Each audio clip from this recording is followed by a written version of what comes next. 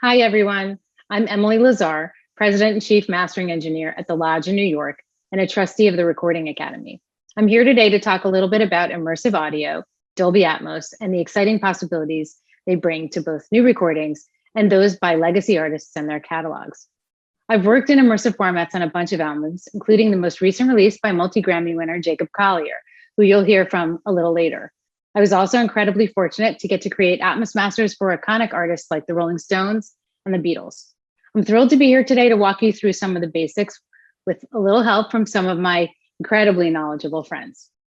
To start off, we're speaking with Christine Thomas and Ceri Thomas from Dolby. Christine Thomas is the head of music partnerships for Dolby Atmos Music. Leading strategy and business development for music industry enablement, Christine works with labels, independents, studios, and creatives to facilitate the adoption of Dolby Atmos technologies for music. Joining Dolby from a career in the film and television community, Ceri Thomas has been working in Dolby Atmos prior to its launch.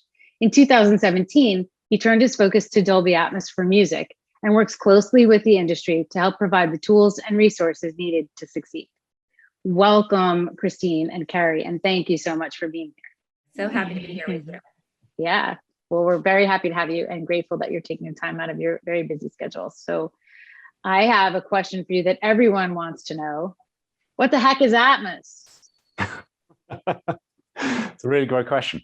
Dolby Atmos started, many moons ago in the film world. That's where I started in Dolby Atmos, and it was before even it was called Dolby Atmos. It was just this thing that I was asked to prep for, but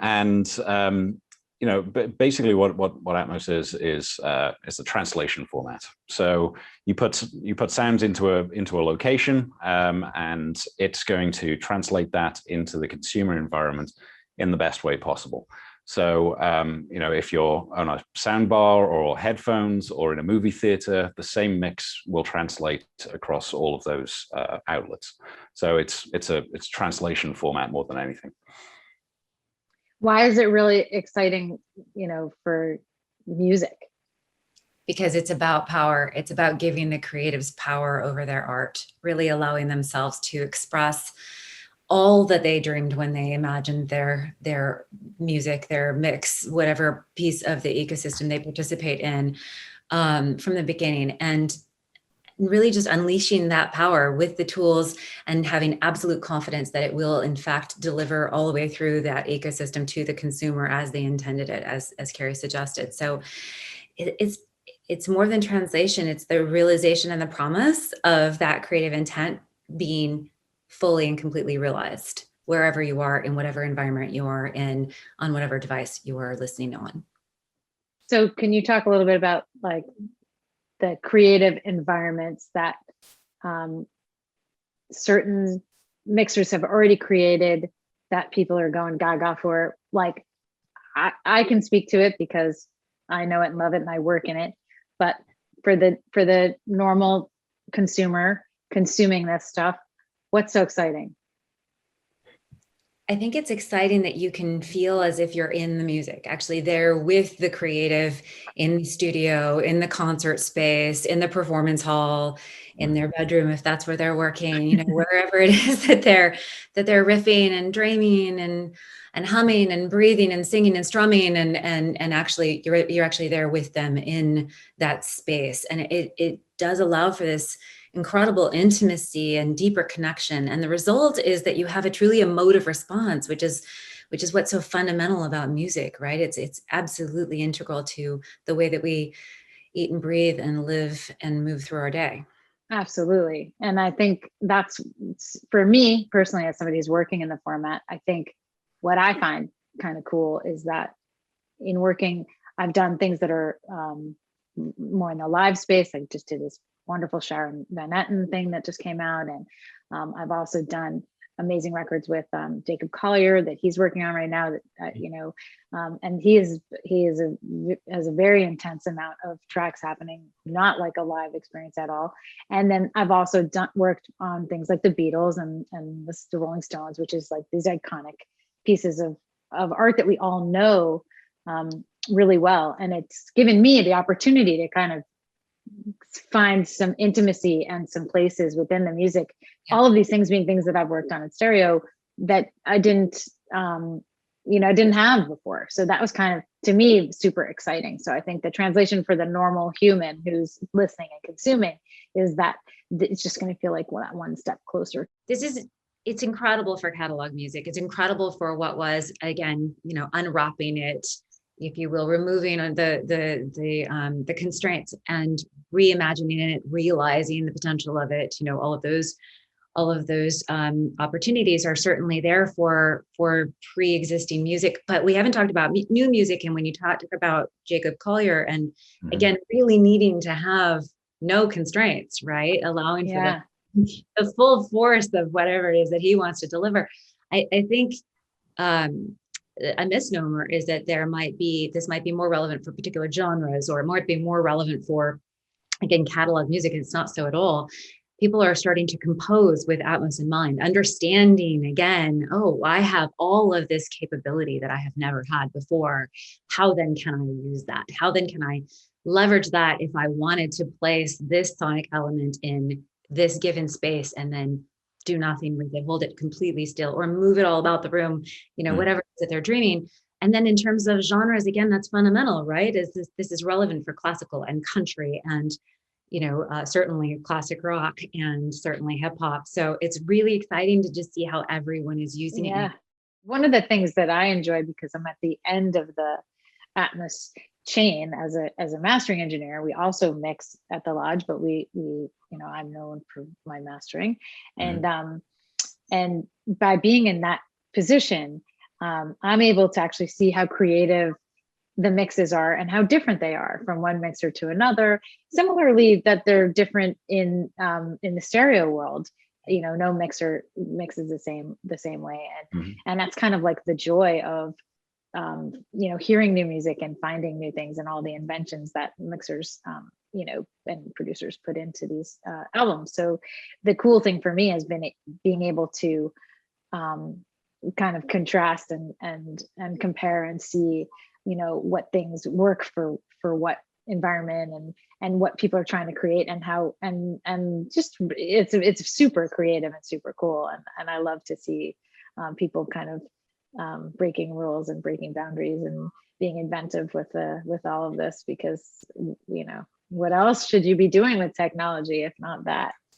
You can cure COVID and you can be creative. And that's the two technology pieces that I think are important right this second. So let's talk more about like the guts of the format itself and this word immersive, because I think that's confusing to some people who maybe haven't had the experience yet to listen. And where can they hear it? How can they hear it? Where is it going to be for them to access it? It's going to be everywhere. And, I mean, truly, I mean, the expansion's been pretty phenomenal, and driven by the creatives, right? So they've kind of defined where the marketplace needs to go, right? We need to listen in our home environments, not attached to a TV. Well, there's the Echo Studio. We need to listen in mobile devices on the go. Well, okay, Android with Tidal on headphones is totally there. And with the majority of the industry, the big question comes about the car, and that's coming to market as well. So Lucid, putting Atmos into the car this year, and Panasonic and Klipsch, it's a really exciting place to be. Jacob hopefully relayed his experience of being able to step out of Studio C into the Dolby Atmos enabled car and experience all I need in Atmos. And it's quite a car too. I mean, it's quite a car, but it's quite a car. Yeah, I mean that's kind of where this is all going, and so the marketplace is defining where Atmos needs to be, and then the technology is there, and so it's not a different mix for the car, it's not a different mix for headphones, it's just one mix, and that translates, and that's kind of where our promise lies. So if I'm just getting my feet wet with this, where do I start? So I think to address your previous question of, what is immersive as well, that's a really great place to start, right? Coming in, New York City is a great place to have this experience, right? You've got all the Broadway theaters, all of the, concert halls that are in place. Go New York. And in truth, the city itself, right, is a living, breathing, immersive entity. So go into Central Park, close your eyes, and listen, because that's what immersive audio is. It's stripping away the channels, it's stripping away all of the, the mess that goes on, and just experiencing life, right? That's what Atmos should be. That's what music should be in Atmos. And the concert halls that were designed to treat the acoustics properly, to trigger elements over here, the layout of an orchestra. So sitting in Carnegie Hall and having this experience of the music coming at you and immersing you is what we've been trying to get back to. So Jacob, being an Apple Logic user, it was able to create in Logic, bring it in or send that file to Ben, who was able to then prep it some more, bring it into a lot of translating going on, a lot of translating. Absolutely. Yeah. But the technology exists there to enable that, right? So he was able to start on his laptop on headphones, send it to Ben, who had some speakers set up in his studio, and then they met at Capitol to kind of bring it all together, and then it ended up in your fine hands. Yeah, we're going to get a chance to talk to them in a little bit about their process and their feelings about it. So it was, and even just in my experience with them, when they called me after being in the studio the first day, it was like, oh my God, this is like mind blowing. So it was fun.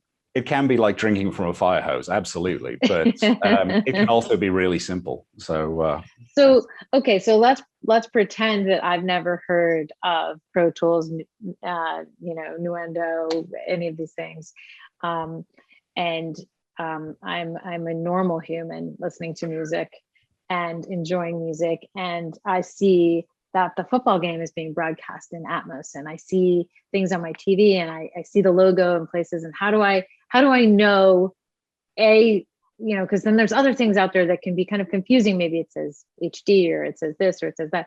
Can we kind of like clear the decks and kind of focus for the normal person who has no experience in audio whatsoever? How do they jump in? Where do they listen? How do they experience it? Why should they?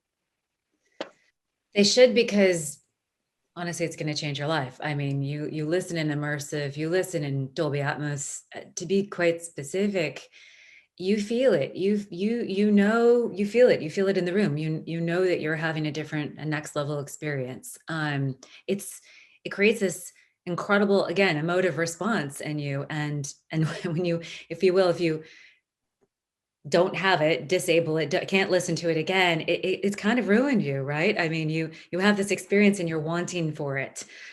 So you'll know it's like the lives come out of the room, if you will. I always think it's funny. I always, when it first, started, there were a couple of weird analogies that I had. And one was that I kind of imagined it to those moments when people had the black and white TV, and they were growing up and all they had was a black and white TV. And then all of a sudden there was color TV. And I've heard people explain that moment, that it was so unbelievably, earth shattering, like, color TV, man walking on the moon, like all these things happening that were just mind boggling. And to me, when I first heard this was like an audio version of vibrant depth that we didn't have before. Absolutely. Even in regular surround or whatever, it didn't compare to this. Absolutely. The first time I heard it, genuinely, this is my story. I was in a rush. I was busy in my day, and someone said, "You just have to come in here for a minute and listen to this thing. It's incredible. Trust me, just come in here." I walked into the room, very busy. And of course. I'm very busy. What is it that you need to play? And I heard Atmos for the first time. I heard it on Rocket Man, Greg Penny's mix. And it was absolutely, without question, the most beautiful thing I've ever heard. It was just stunning. And that moment, I knew that was what I wanted to do. That was where we could make a difference. That's where we could give something really special to the world. And we had all of the tools we needed to do that. So It's been an absolute labor of love. And the confidence is that consumers can have the experience in their home. They can actually listen to it. They can actually enjoy it. And how do they do that? I mean, Apple TV, Fire TV, Android TV, LG TV, sound bars and smart speakers and mobile devices. And as Ceri mentioned, the market is standing more and more of this up.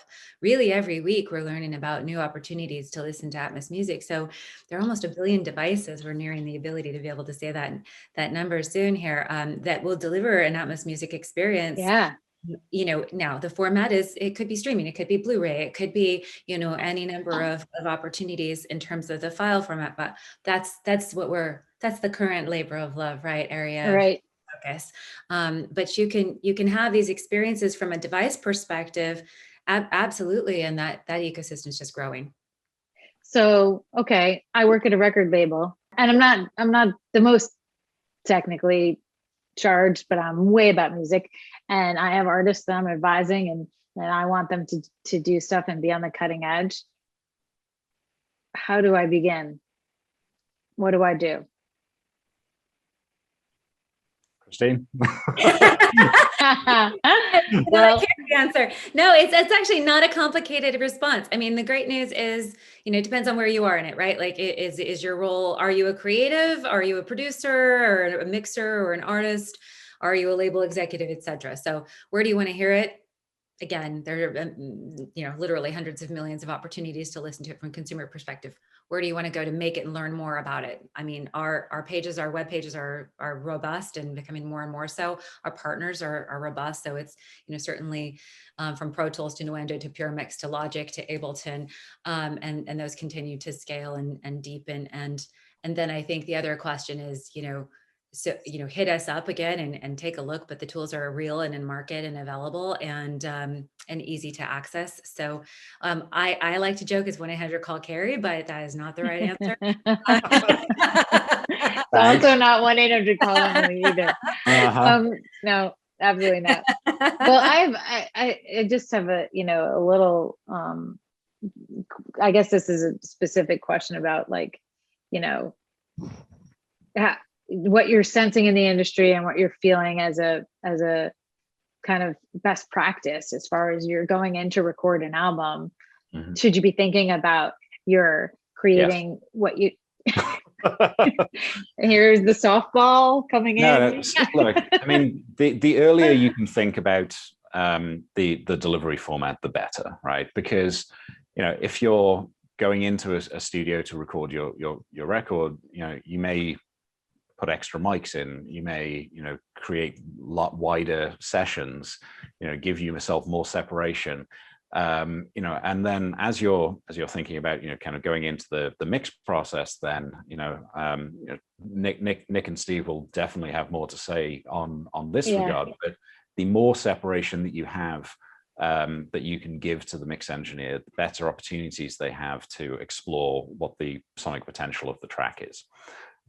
So yes, start thinking about it earlier, and that's goes back to the point, right? Close your eyes. What do you want to hear in that story that's being told to your fans and your listeners and the market? Yeah. Okay. To touch on, Emily, is we're talking about studios, and it should be hopefully reinforcing that it's so approximate. There are 140 studios that are currently mixing music in Atmos. There are 75 more in progress, actively implementing. That's happening again because of the market, and we're learning about more every week, actually, which is so exciting. In addition to that, there are hundreds of mixers and producers who have access to these tools locally if they wanted to, start working at home, dreaming and prepping and fully mixing and delivering if that's the way that they want to work. And that's happening, and it's happening around the world, again, across genres and across countries. So genuinely, right. I mean, I can agree with that, because obviously we're doing this, and we are experiencing things where people are either doing the mix prep and we're mixing and mastering, or they're sending the whole fully realized mix, which is also wonderful, and it's happening quite a bit. I just ask you that just out of my own personal experience and like what you're seeing across the rest of the, planet immersive. What's happening, I think the approaches are just as diverse as the creatives are, right? I mean, that's the thing. And then in terms of labels, so I mean, we're working with literally hundreds of labels now around the world. And I mean, that couldn't be more exciting. Right. Artists are completely dynamic who are engaging, and again, some are simple acoustic pieces and some are just really complex. It can be hip hop and EDM and you name it. So it's really as creative as the market is. All right. Well, that's definitely what we're experiencing here, which is cool to know is happening, all over, which I kind of knew, but I'd love to kind of let the people who are tuning in kind of get a little more insight into what's happening, because it is a specific, I feel like a specific group of people are doing it, and we'll close our eyes and open them again, and then everyone will be doing it. But right now at this moment, I think explaining as much as we can about how it's really not only something that people should be doing, but it's not impossible either. It's not impossible to get into and learn about and do on every level, both as a consumer, but also as an engineer. Like, this is definitely here. It's definitely going to be in. We didn't even touch upon the fact that where it sits in gaming and all these other industries that it's in. And maybe you guys want to talk about that for a second, just to kind of, because all these things are now cross-pollinating with one another, and having an Atmos music mix in a video game and how these things work. And there's a lot happening here, and that it's another income stream too, for artists should be aware of that. I don't know that they're aware of that. So maybe you guys want to. Yeah, Ceri, do you want me to? Yeah, go ahead. That was like 42 questions at once. You unpack the 42 questions, and we'll dive in a little deeper. I think in terms of cross-pollinating, that is what is so special about music. And it is that, again, not only does it move throughout our day, but it moves throughout the entire, again, I keep saying ecosystem, that's the hot button word these days, but throughout the entire experience. My 16-year-old son brought me, hey, you have to listen to this cool game, and put his headphones on me. And he's like, do you hear it? Do you hear the Dolby Atmos? So good for him. Exactly. I'm like, yes, I know. So yeah, I mean, we're actually really deep in games, and the work there is super exciting. I mean, with Xbox and across a pretty broad gamut of super relevant, super hot games. It's important to know musicians are tech geeks. They're tinkerers, they're toy makers, they're gamers, they're developers, and they're performers, right? And they're doing everything from the voice to the song to the competition, which is super exciting. So there's a lot of focus in this area, not just across the music industry, but certainly for Dolby as well. And we're active, we're real, we're in market. And then the other thing I would say is, you touched on, certainly podcasts, and there's also a lot of really exciting derivative content of all shapes and sizes, where if it's just remotely,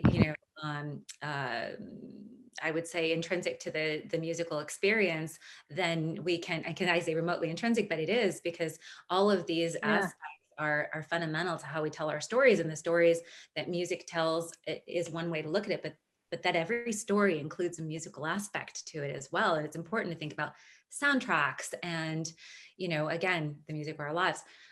So that's a really important piece. And where our focus is really across the entire gamut of that ecosystem, from how someone experiences just the music to how someone experiences anything with a picture, right? Right. And it's go ahead.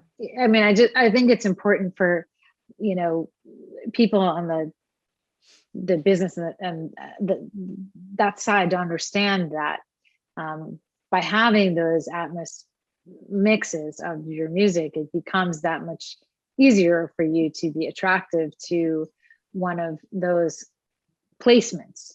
Yeah, that's a very important piece of it. Yeah, it's absolutely right. We have a very robust ecosystem of partners. I did it again.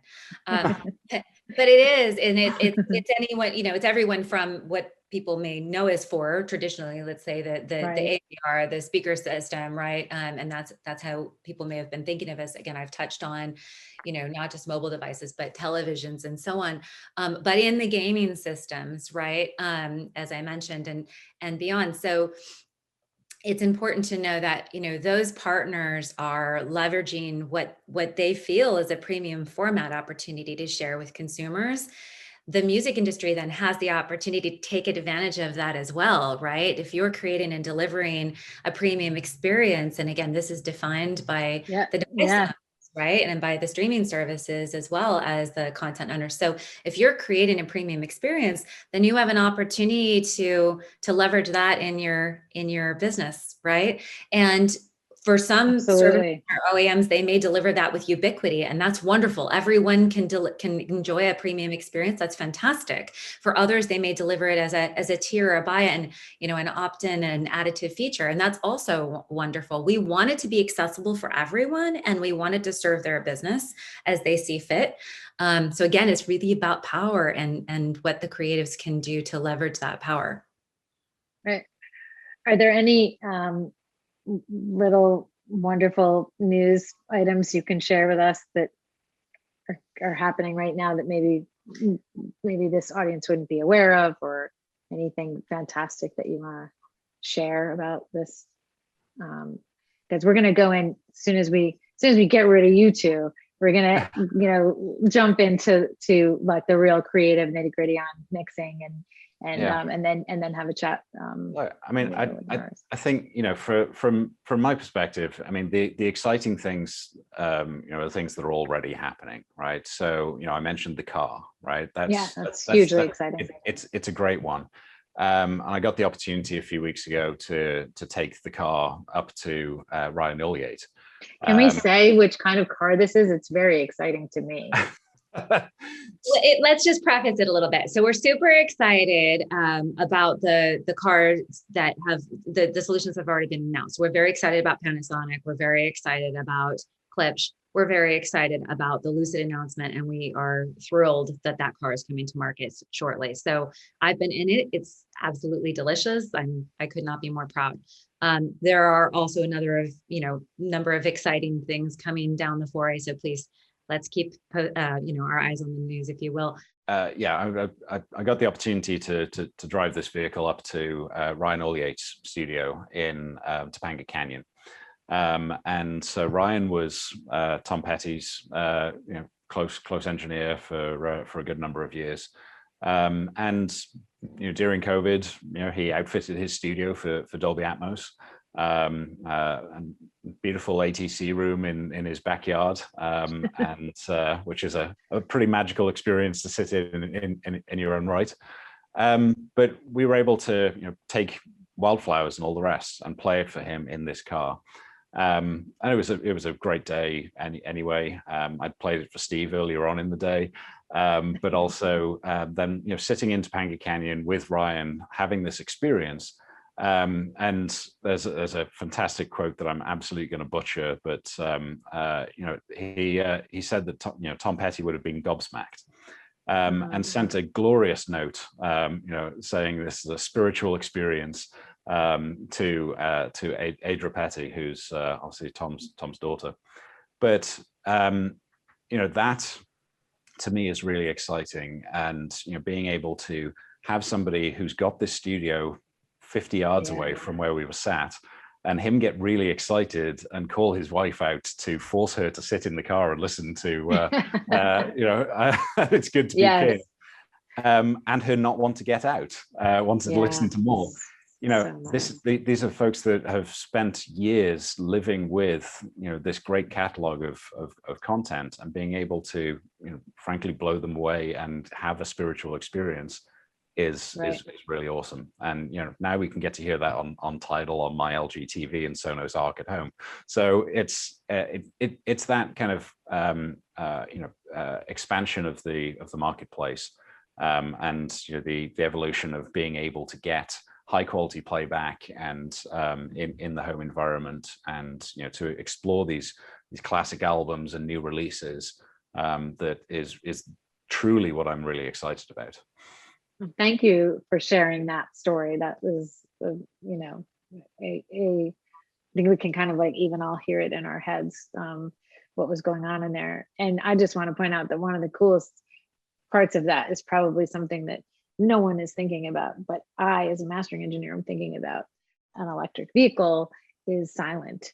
And so the fact that you prototyped in a listening environment in a car that you don't have to compete with engine noise and all those other things is, to me, like, you can always get around it and figure out how to design it so that it doesn't have to deal with that. But as a listener, for me, I think that is super unique and amazingly cool as far as that little prototype that you made. But anyway, it's also been great during COVID because you don't have to touch anything in there to actually open the doors and close them, and right. So it's been very safe, and you know, that's another great thing that we've awesome. seen with that vehicle. You don't even have to actually drive; it can drive you too, right? So you actually don't have to do anything. I'm not that trusting.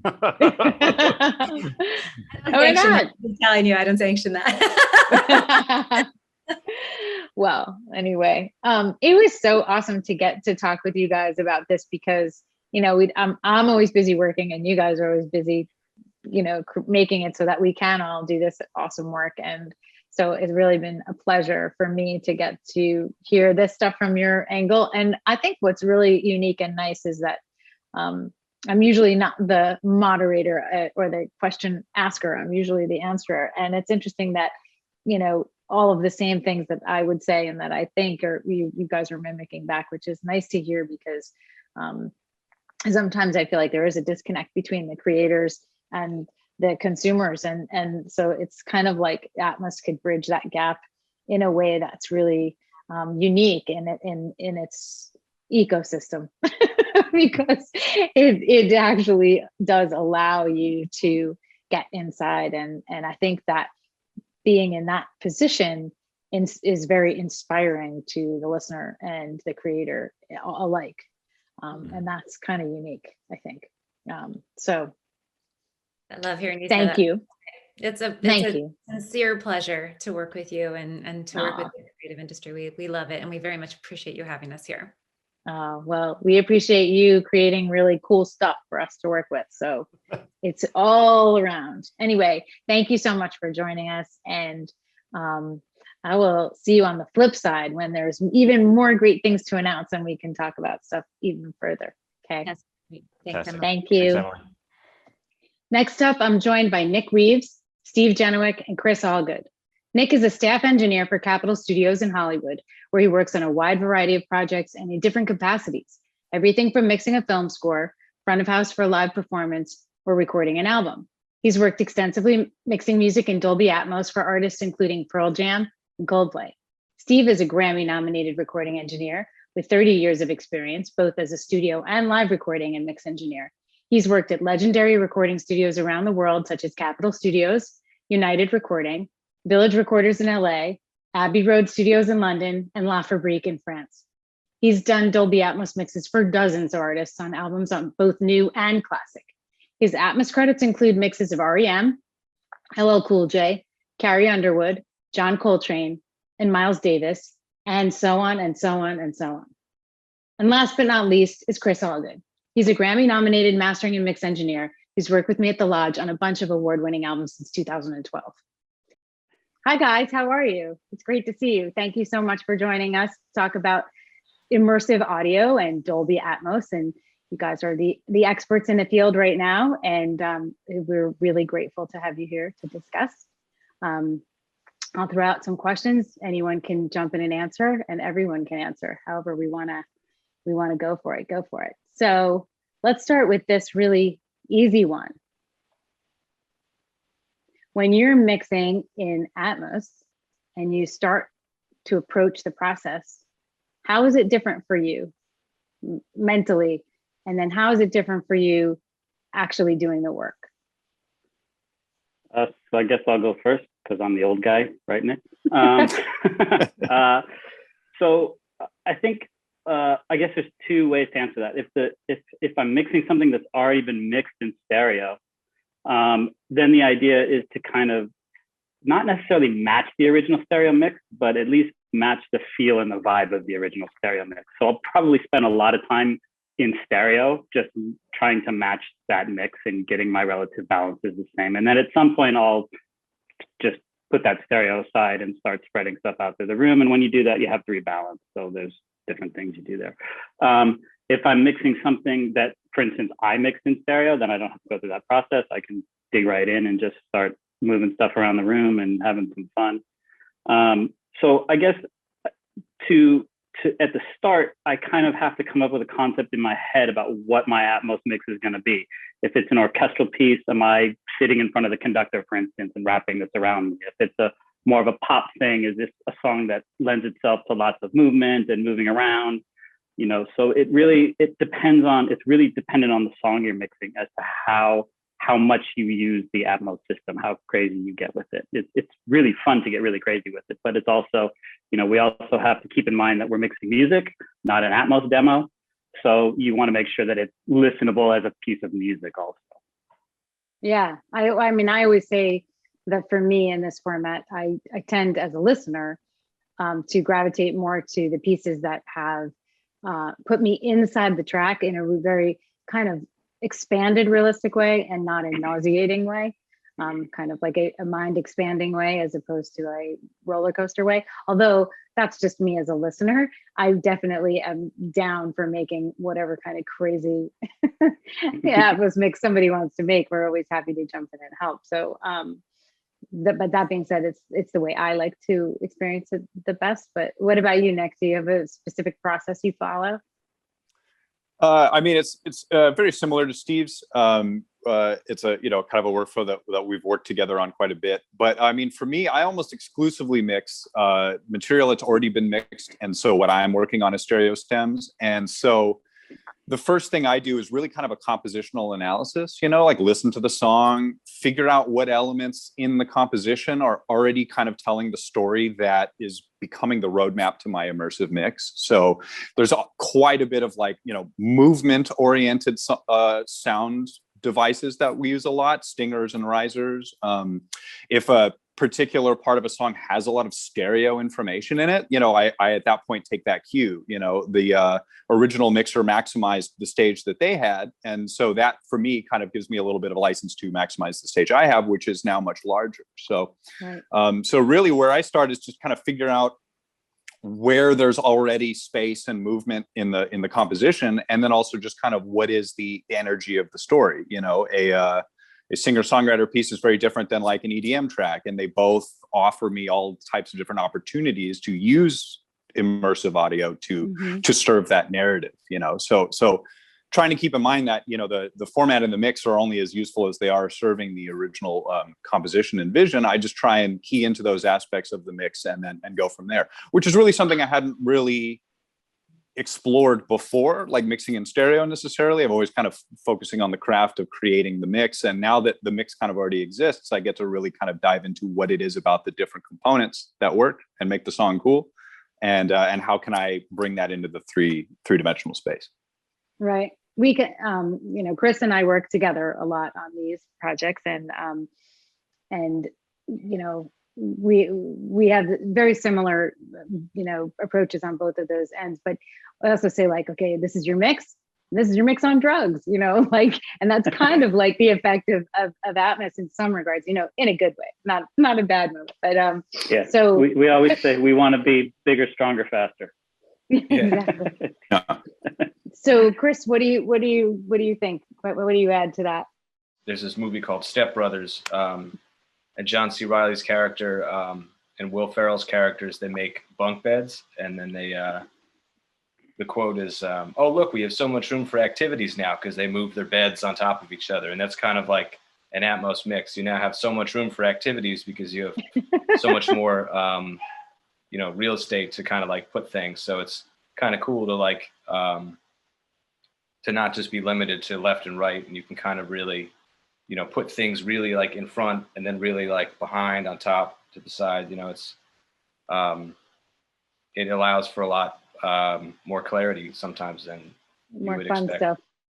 Because you have all this space, I also find I use a lot less EQ, a lot less compression. You know, we're not trying to jam everything into stereo. You know, we always had a saying, you know, as mixers, you're trying to take, you know, 10 pounds of crab and put it in a 5-pound bag. Well, now we have a 20-pound bag. So if something isn't working, if they're fighting, you just move it. You don't have to carve out space for these acoustic guitars to sit with the electric guitars. You just move them somewhere else. Right. So you can really keep the integrity of your sonic tones which is really great. Yeah. Yeah. I love that about it. You know, I mean, every instrument or voice can speak to its full fidelity, and no quality of recording capture needs to be sacrificed in order for the pieces to fit together. You know, and so I think it gives us this opportunity for stuff to breathe a little bit more, maybe be a little bit more rich in texture sometimes, and that's something I find very exciting and satisfying about the work. You know, I agree with that. It's the textures that can be created that are the most exciting, because I think, you know, especially we talk about this a lot in mastering and in mixing, the glue, right? And that word and that concept to me is both evil and can be wonderful. And it's like a little bit of glue in the right places at the right times is great. This idea of mucking everything up with a pile of glue because you think you're supposed to do that, or you have too much stuff that can't speak, and so you just keep that's like the worst. And I feel like Atmos allows you to, you know, compress things in the right way, in the way that you should be, not over compress them or hide them, and it lets all those textures speak instead of just becoming kind of a mess. So historically, the process has always been you record, you mix, you master, and you deliver that master to the world.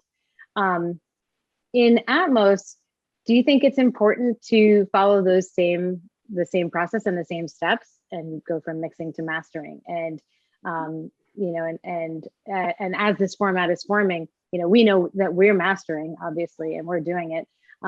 But you know, do you have any feelings about that? And what do you think it lends to the equation? So when you're doing one song, it's much easier to just know that you got to hit this -18 level. You know, here's your spec. Get as much volume as you can out of your mix without blowing it. Now that we're doing albums, it's a totally different ballgame because we have to assemble these things. And, you know, we've just now started to get into some of the things about how do you put all these songs together and how do you keep your binaural information together. And, you know, you probably looked into it more on the mastering side than we have. We're kind of like doing defensive mastering at this point because we have to turn projects in. And I think, you know, we you know, I got very enamored with the format because I experienced it and I thought it was incredible. And so I jumped in, you know, full on. And I realized in listening to some things where I had received a bunch of things that were all supposedly supposed to be, you know, equivalent, let's say, that had been delivered. And there was a lot of disparity between the things that I was listening to. And it was clear that mastering was going to be vital and essential to the format being a really strong and viable option that plays back the way we all are expecting it to. So I've been mastering for a while, and I've done some of these wonderful like Beatles and Rolling Stones and other things, and some newer pop composed things as well, and obviously the Jacob Collier thing, and working on a bunch of really exciting things right now. But the truth is, for me, even in stereo, mastering is a mindset and it's not a tool set. And so it didn't really upset me that there wasn't a specific Dolby tool set for mastering. And then there is, and they're working on perfecting that to, you know, to be able to give everyone a more, you know, an easier way and a more, you know, routine for everybody way to approach the assembly part. But the mastering part is really doesn't come from there. You know, the mastering part, the listening to a mix and seeing where you can make it translate better and serve the song better, just that one little bit more, has nothing to do, I think, with like assembly, right? It has to do with like, right. I think I can help this thing go next level, and this is how, you know, this is how I'm going to jump in and do it. So yeah, I think, you know, of course it's vital, and it also will take some stress, I think, off of mixers because they've had that relationship traditionally for many, many years. So that being said, you know, I think it does take some pressure off of a mixer, and also just to have another person who can pull it up in a room that's at reference level, listen to it and make sure that things aren't out of whack or, technically wrong, because there's technically correct that doesn't sound very good. That's irrelevant to me. It has to sound really good and be technically correct, and sound really good comes first. So right now, because the format is kind of just bubbling into existence and starting to be available everywhere, the easiest way for consumers to get a glimpse of what's happening without having a large speaker setup like in a studio that's created for Atmos would probably be the binaural headphone experience. Nick, you want to talk a little bit about the binaural headphone experience? Sure. Yeah, absolutely. Just straight up, binaural is the headphone interpretation of the three-dimensional experience that Atmos creates, and it is a headphone agnostic protocol. So I could be listening to it on these and those and those and those, and it uses a lot of really cool tech. It uses HRTFs, head related transfer functions, to create the experience of an externalized audio field, right? So I always think of like traditional stereo and headphones as kind of like behind your eyes, right? And it can be really intact, but it's not outside of you. It is your own personal journey, and it's still your own personal journey in binaural, but now the mechanism allows you to externalize those sounds. And the purpose of that is that the immersive experience of Atmos is that there are speakers all around you and above you, and you are immersed in the sound. And so in an effort to bring that experience to headphones, Dolby has designed the binaural experience. And for us, it's object-based mixing. So we place sounds around the room, and then we have the option to choose how externalized those sounds are. And those options are pretty simple, off like regular headphones, near, mid, and far. And a synthetic or an artificial room tone is generated that allows our brains to decode that information and feel as though we're hearing a three-dimensional experience. What is so accessible about that for the general consumer is that chances are you already have a device or set of devices that's compatible with that technology already. So if you have Tidal on your phone, you can stream Atmos material and hear it in your headphones and get the binaural experience, right? You have the opportunity to hear that without having to invest in any particular tech, so long as you have a relatively new phone and a relatively and an account that supports access to that media. But that's all you need to get the ball rolling. I'm super excited for the world to get to experience what I feel like we all have this little great secret, and kind of in the way that you feel when you have a secret. I want to spill the tea. I want to tell everybody. Totally. I want to bring pros to people into the studio. Right. Yeah, let's go. You got to check this out. Yeah. The nice thing about it is because we started mixing before the consumer speakers had systems had kind of come out, we were able to inform a lot of the consumer speakers. So for instance, Amazon, we knew that smart speaker was coming, the Echo Studio. Right. We knew it was coming, and they would bring it to us, and they would, okay, can you listen to this? Can you listen to this? Can you listen to this? Can you listen to this? And finally, at one point, we said, have you guys heard what we're doing? Have you heard Studio C at Capitol? And they were like, no, we haven't.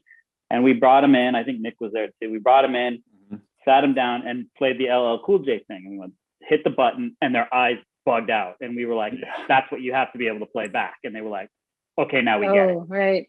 So we'll call you in 2 weeks. Exactly. Yeah. We're gonna run back to the lab real quick. What's so great about it is that because it's a new format, as audio engineers and creators, mixers, we are getting to have kind of a say in how it will best serve our needs. That's so cool, because a lot of the things that came before there was a complete and utter disconnect with why something was created and then how it was used.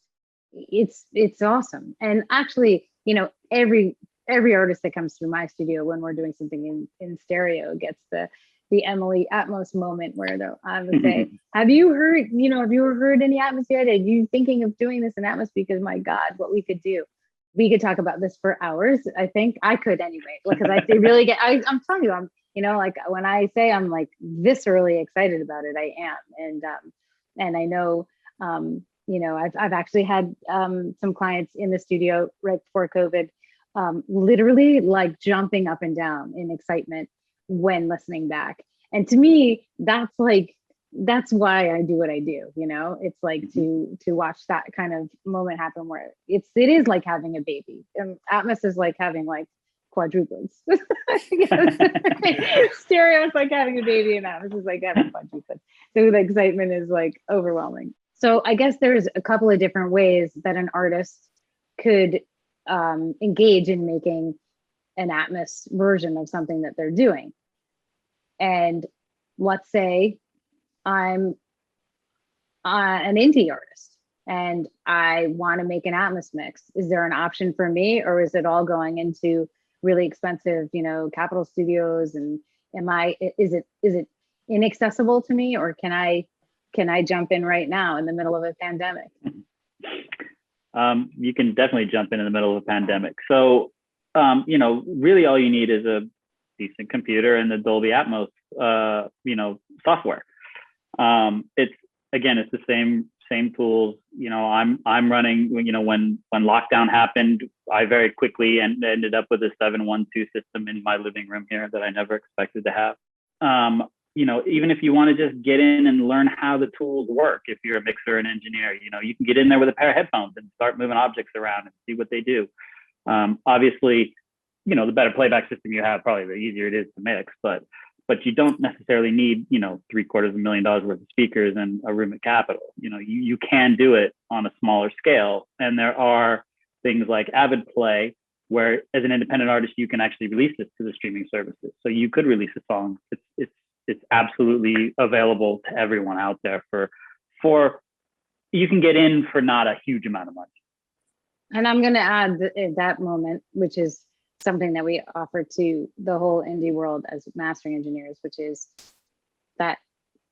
So your mixes, Steve, as we said before, may not really need a whole lot, but those ones that are made in the bedroom need to be correct and sound good too. So mastering is really essential at that point to kind of send that thing off to a mastering engineer, have them make sure that everything is actually doing what it's supposed to before you go sending it up into the Atmos ingestion universe.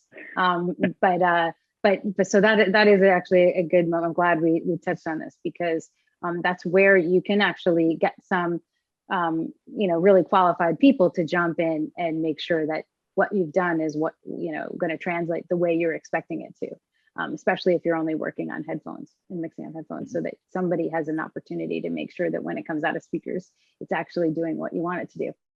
Thank you guys so much for joining me, and it's been wonderfully illuminating and awesome to hear about your practice and learn all these great things that we can share with everybody about this very exciting new format. And I personally am thrilled and honored to have had the chance to talk with you both, Steve Jenowick, Nick Reeves, and Chris Allgood. Thanks everyone for being here, and see you on the other side with some more crazy, cool, immersive material to share with the world. Thank you. Now I'm thrilled to welcome one of my favorite artists that I've had the pleasure of working with, Jacob Collier, along with mixer Ben Bloomberg. Jacob has won 5 Grammy Awards, and I was honored to be nominated along with him and Ben for Album of the Year this past year. Ben is a graduate of the MIT Media Lab. He's a Grammy-nominated creative technologist who imagines, designs, and builds everything from electroacoustic musical instruments to AI-driven performances and tours. He specializes in the conception and implementation of advanced surround sound and interactive music systems. His recent work with Jacob involved the creation of his signature harmonizer and the development of his groundbreaking one-man show. Ben has crossed paths with many other artists, engineers, and designers, from Bjork to Ariana Grande, and people seem to seek him out when there's a challenge that hasn't been seen before, requiring novel, creative, and highly customized solutions. So great to have you both here for this discussion. In your mind, how does an immersive mix feel different for you when you're working on it than a stereo mix? Approach wise, like how do you approach it in your mentally? Because it's clear you work in a very incredible and rapid fire way when you're when you're writing and you're mixing and working in stereo. So Yeah. how is this different for you? So maybe I can quickly answer audio wise, and then Jacob can answer, in terms of music. I think for both Jacob and I, we really focused a lot on texture and thinking about sort of how all of these pieces fit together. And with stereo, that's really an art, because you have to get everything to sort of coexist peacefully in the sort of left-right world. And I think what's so special about immersive formats is that there's so much more resolution. So, so you really get to have fun and be more expressive, because there's width in a way that there isn't in stereo. And so as people who work with texture, it's slightly different, because we're not trying to put things on top of each other as much as we are trying to sort of create a world that surrounds.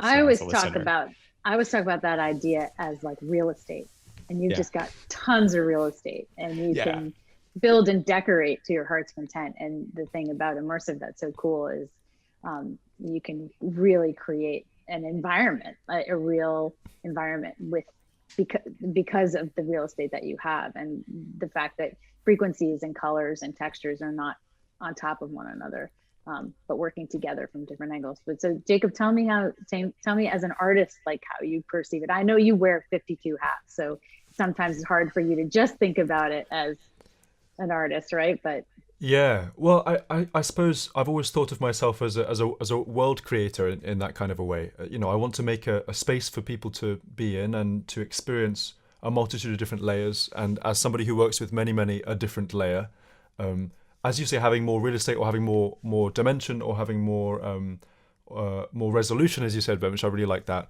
It just means that there's more ways in which you can climb in, and there's all these sort of journeys that can happen in minutia alongside the main journey that can take your attention elsewhere and bring your attention back. So I guess as a storyteller, I like to think about how to play with attention, how to play with detail. And as a listener, most definitely, I like to have things that my ear or my mind can hang on to at different moments and that can take me from one place to another and leave me in a place that's different from the place that I started in. And so just physical space gives me a lot more room to tell those stories, to lay out those ingredients and to really take the listener on a journey of sorts. Right. And it kind of can help you even amplify the original message and intent that you had. Totally. In just the stereo domain, right? Because you're like, oh wow, I can actually make somebody feel this thing moving. It doesn't take as much effort, right? Well, absolutely. I think for me it's interesting because I remember when I discovered panning, right? I was like 12, and it's like, whoa, left, right. This is a whole new ball game. And my first that old, huh, Jacob? You were 12. I was 12. Yeah. I remember that. And it was, like my first instinct was to hard pan everything, right? And it's like left, right, and that was cool. And even in music history, you can hear the Beatles doing that. It's like, well, now they have all this space. Let's just put this over. Still not a bad idea, says the mastering engineer. But right, exactly. And I guess the challenge and the joy of something like immersive audio is learning how to be nuanced with that, rather than just kind of fill the space just because it's there. And my first gut as an artist is to fill all the spaces that are there and then to learn how to be nuanced with them. So I think I'm gradually learning how to imagine things within that space, and rather than putting every one of my 646 tracks in different places, it's more about thinking, well, what things are, what sounds were born to move, what sounds were born to breathe, what sounds want to stay the same, and then I guess prioritizing light and shade, and rather that being about just dynamics, it's also about placement now. So let me ask you in response to that. So let's first of all present what you guys have done.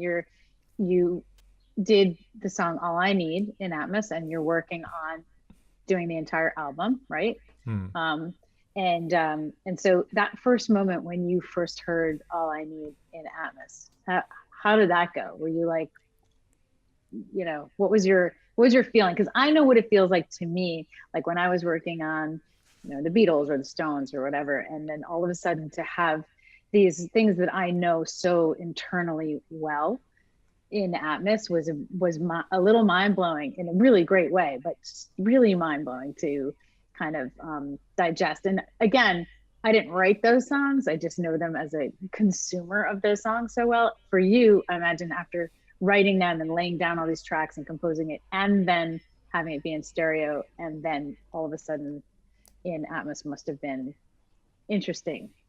Tell me how that went. Yeah, I guess from my perspective, the funny thing is, I'm thinking now, as you say that, it's a different thing if you know a song that you haven't written and you work with it, than if you write the song. Because when I listen to All I Need, I'm already hearing all those ingredients as separate ingredients. Right. Like that's my job, is to be able to isolate, oh, that's that. And that means that creatively I know how to change them, how to mix them, how to evolve them, how to design them. So in some ways, what was exciting was actually was sitting with Ben, who obviously also knows the songs inside out, but didn't write the songs.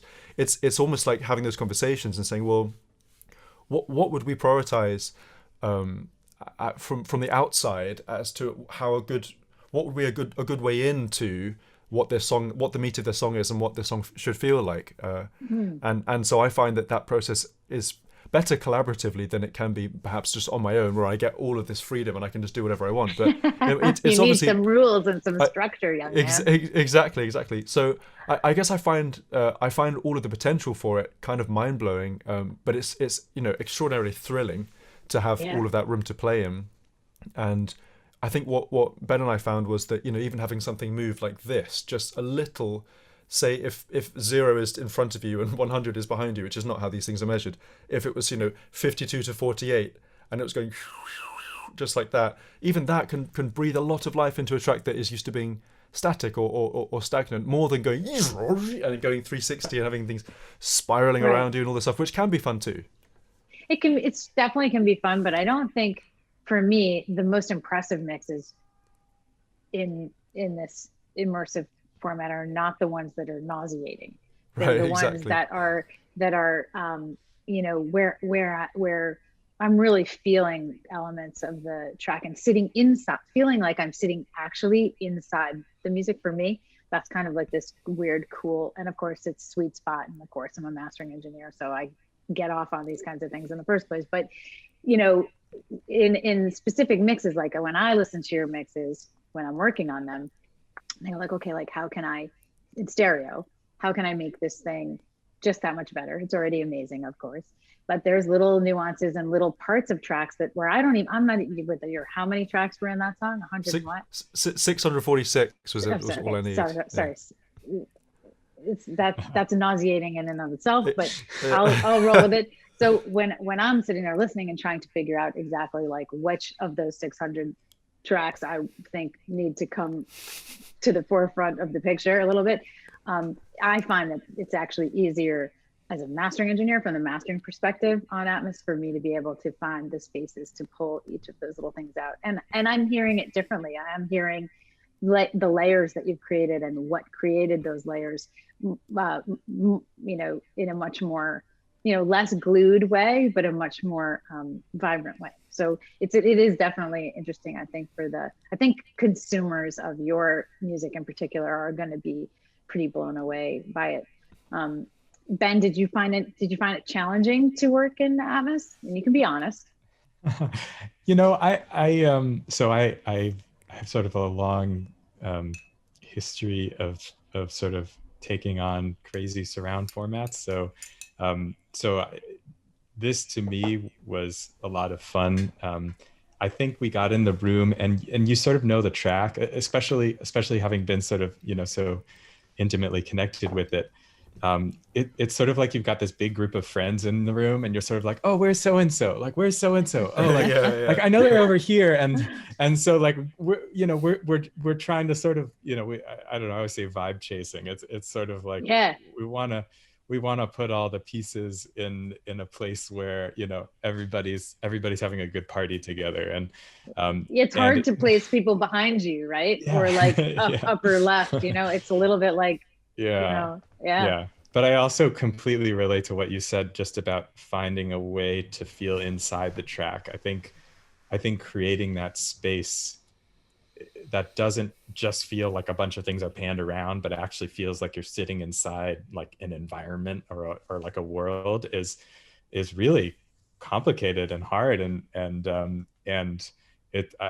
excited to hear more people do that, and I'm excited for us to get to do that more, because I think that's it's sort of a different feeling than a lot of other music experiences. So for people who don't know, this is a song from your most recent album. Are you planning on going back and releasing all the albums in Atmos? Or it's a lot of tracks. It is a lot of work. It's a lot of tracks. I think what we want to do, gauging like the excitement about it, you know. And you can be honest. You can be like, well, you know, I want to go make new records. This is very time consuming when there's 600 plus tracks. Well, I would say, there's a lot of work, especially with these particular sessions, in translating them. I know that as soon as I heard the format, the thing I got the most excited about was actually having a setup where Jacob could actually write for it. But I don't know if that's like, you know, I don't want to put words in your mouth, Jacob, but honestly, me too. I mean, I guess maybe it's a trait amongst artists, but you know, some people say, oh, you know, what's your favorite music you've written? And I always say, well, it's the music I haven't quite written yet, but I'm writing it now. It's the next thing, you know. Right. And so I guess whenever I get excited, my automatic tendency is to look forwards, and I would love more than anything to sit and to sketch out with that as my notepad. And I think that the process of learning how to use the space in a as I said, very nuanced way and in a sensitive way is going to teach me more and faster. I'm going to learn faster than sitting with sessions that I've already agonized over, you know, and re-agonizing over them. Just leave that to me. Re-agonizing is the... Emily, here, go agonize. Yeah, no, I guess I would say I'd be excited for people who know these songs probably less well than I do to be able to reimagine them a little bit and get to know them, because with the kind of music that I make, oftentimes when you lift the hood on what's going on underneath the stereo master bus, it only gets more interesting. You know, it doesn't lose interest or resolution. So I think one of the challenges I found is that, you know, you can solo a quarter of the song at a time, and it's a really interesting contrasting world to another part of the song. And so in some ways what this as a format gives me the opportunity to do is to leave those out there for people to find those materials and to enable all sorts of different ways into those stories and those songs. I could mute like every fourth track and see what it sounds like. Yeah, exactly. So, you know, without any rhyme or reason, just every fourth one. Yeah. Random meter. Random we meter, should build that, Ben. We should build that. I want we should actually build that. I want credit. I want it on that one. So, you know, it's funny because when I originally started talking to you guys about this format was a long time ago already. It feels like I was like, this is coming. It's going to be so cool. I'm really excited about it, whatever. And I remember me having this moment where I visualized, you know, one of those first videos you did where you moved around the room and you filmed yourself a bunch of times playing. And I thought, now, if anybody was born for this format, it's Jacob, because to me, that was like the visual representation of what it feels like to be sitting inside it, you know, with like a bunch of Jacobs all around you, and in a really cool way, different than the stereo feeling of that, just really a different thing. So I'm so glad that you guys did it, and I'm so glad that, you know, I got to help out in the very end there. And excited to hear the rest, although I hope that it doesn't kill Ben in the process with how many bajillions of tracks there are. But I'm so thrilled that you guys are part of this immersive conversation, both here and, you know, in the release world, because I think I think it's like, you know, kind of part of this new world that we're approaching with music, and it's nice that, you know, like I'm a fan too, Jacob, you know that. So I want to hear all those little, I want to hear all of that. I want to hear the every fourth track muted version. Yeah. I can hear the honestly, other things that popping out. Me too. I can't get over that idea. I'm really excited. One more thing that I'll say before I go is just that I guess as an artist, one of my jobs is to, and one of the joys and one of the motivations of making music is to hear it through other people's ears. And so I think that the moment where I feel this format will truly click for me is when I know that people will be able to consume it properly. And so imagining a world right now, I can make this music for my own setup and get thrilled and get goosebumps and then send it to Ben and send it to you, Emily, and I know that I can offer the goosebumps that I've discovered. But I think it's the moment when I feel like, there will be, tens of thousands of people around the world will be able to feel that. That's when I think I'll really get excited about making music for this format, because I think there'll be that, I'll be able to have that reciprocated energy that will come back. And I think that we're getting there. I think that this stuff is being dreamed up right now, and that's what I'm most excited about. I think is realizing that and wondering where it's going to go. Every day there's like a new announcement and a new product and a new thing that's delivering it, and it's kind of amazing. Like even football games are being broadcast in Atmos, and you got to go like, okay, this is going to be so incredible for the creators and not just a football game.